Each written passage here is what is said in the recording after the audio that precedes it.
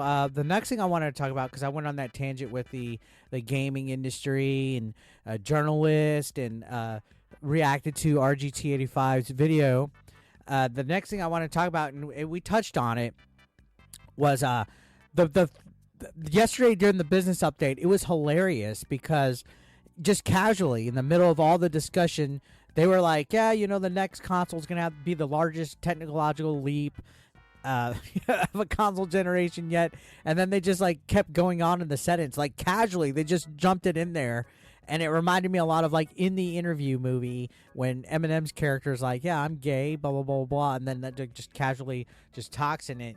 It was very interesting how downplayed and overlooked that was.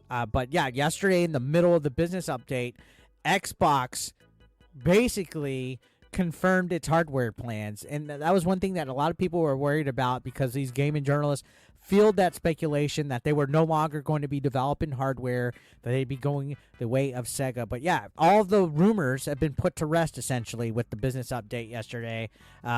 Reliable insiders again and leakers, they caused all that uproar and that backlash and stuff, suggesting that they're just going completely multi-platform and becoming Sega 2.0. But head of Xbox himself, it came right from the horse's fucking mouth. Phil Spencer addressed it, and he promised it a week ahead. Why they made us wait a week, I'm still puzzled. Like, they should have just been like, yo, here's the facts, here's this and that, blah, blah, blah. Maybe they wanted to wait a week so they can have a perfectly detailed, organized train of thought with a good presentation. I don't know. If I was them, I would have cured it right out of the way. I would have been like, yo, instead of putting that tweet out saying you're waiting a week, I would have just made like a quick, even if it was on the phone, hey, this is Phil Spencer. We're not going nowhere. It's these games that are going multi-platform. We're developing the next console. Fuck you, see you, goodbye. Right? They should have just right out the gate people's, because that just caused, I don't know, maybe it was a way of letting, they were like, hey, fuck it. Xbox is trending. Let's just keep it going, right? Let's get a week's worth of trending daily Twitter trends so, people could talk about Xbox. I don't know. This was the most that it seems like the gaming industry and social media has been talking about Xbox, like, in quite some time. But, yeah, they made us wait, and they tackled the rumors head on. Like, if you watched it with me, like yesterday I reacted live on here. They are bringing for the games to its two other platforms. We already talked about it. Hi-Fi Rush, Sea of Thieves, Permanent, and Grounded.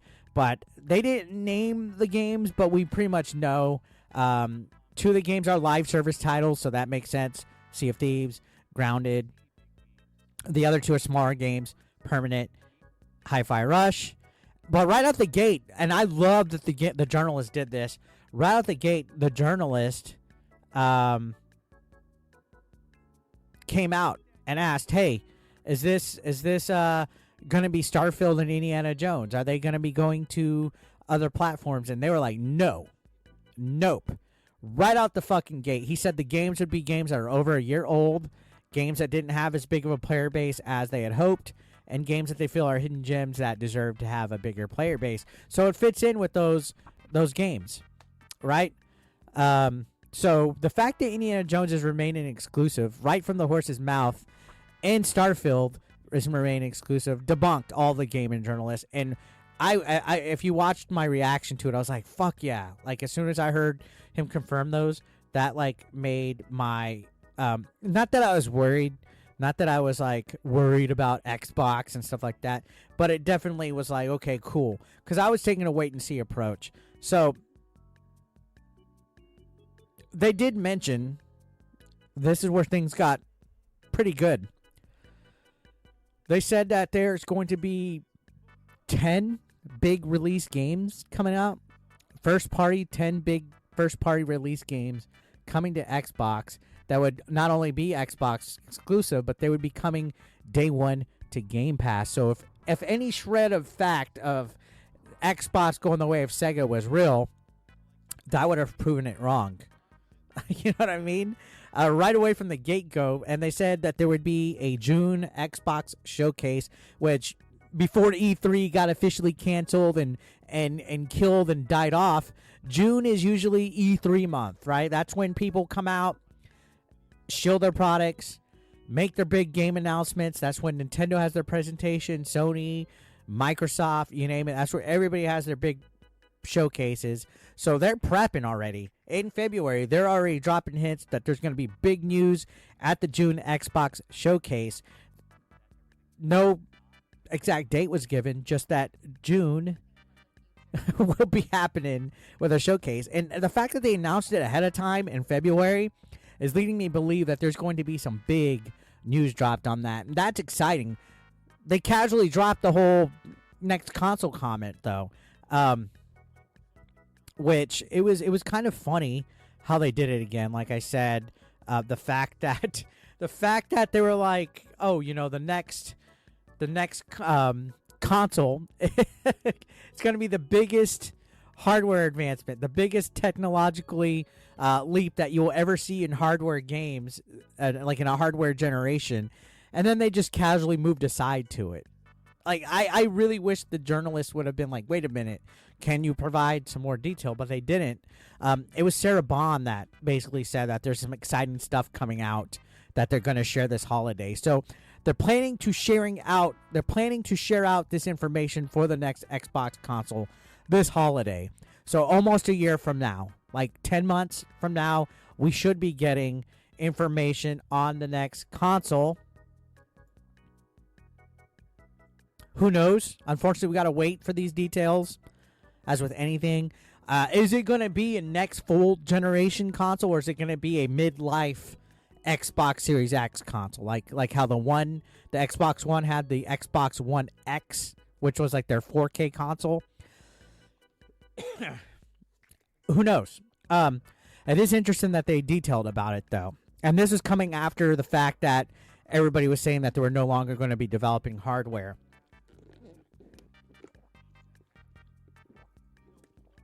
Supposedly, there's supposed to be a digital-only Xbox Series X console coming out. There's been no confirmation of that. And again, as we learned recently, that we have to we have to take these gaming journalists that are reporting this stuff with a grain of salt because they get stuff wrong. All right. If they do develop a digital-only Series X, that'd be interesting because they have the Series S, which is essentially a lower powered Xbox console that's digital only for an affordable price. I don't see any reason why they would have to make a Series X that's digital only. But who knows? I would like to see a redesign. I mean, the box of the Series X is interesting. It's a rectangular little mini baby refrigerator. But if they make like a new design or something like that, I would think that would be interesting. But the main thing to take away from this is that they're not going anywhere, at least for the next 5-6 years. They're not dead. They're not dying. They're not taking over the big IPs. Indie and Starfield aren't going to PlayStation. And what's funny is if you really want to sit down and think about it, you really want to sit down and take a real good, I guess, roast at Sony. Sony came out and said that they're not going to be having any more new exclusives after this next month for the next year, like what just Galaxy Red just said in the chat. They're not going to be making any more big first-party releases. Why? I don't know. Are they going to be focusing on brand new IPs, smaller IPs? Who knows? But at this point, with Xbox announcing that they're going multi-platform and they're moving games over to PlayStation, technically, if you really want to roast Sony on this, you could say that Sony is not developing anything, right? Hold on, I already fucked up my roast because I lost my train of thought. The roast is, you could say that Microsoft and Xbox are going to be making more games on PlayStation than Sony themselves. What kind of world are we living in? What kind of world are we living in? Microsoft's going to make more PlayStation games than Sony themselves this next year when they go multi-platform. Sure, they're not going to be exclusive titles or anything like that, but I guess it's kind of interesting to think that Sony all of a sudden is stopping I don't know why. I've heard one big complaint about the PlayStation 5 is that there's not enough exclusives. There's okay exclusives. You got what? God of War. I don't think was that cross gen. Ratchet and Clank, Demon Souls remake, Returnal. There was a few. It does definitely seem like it was a little bit slow for drip feed. I don't know if that was because the pandemic fucked up a lot of things the first couple of years, but it seems like It seems like Sony's. I don't know what's their deal. Does anybody honestly know what the deal is? Like why they would decide to do that? I hadn't looked into it. I maybe should have. I maybe should have, but it is interesting to see, and it's funny to think about, especially now when Microsoft's gonna be going multi-platform.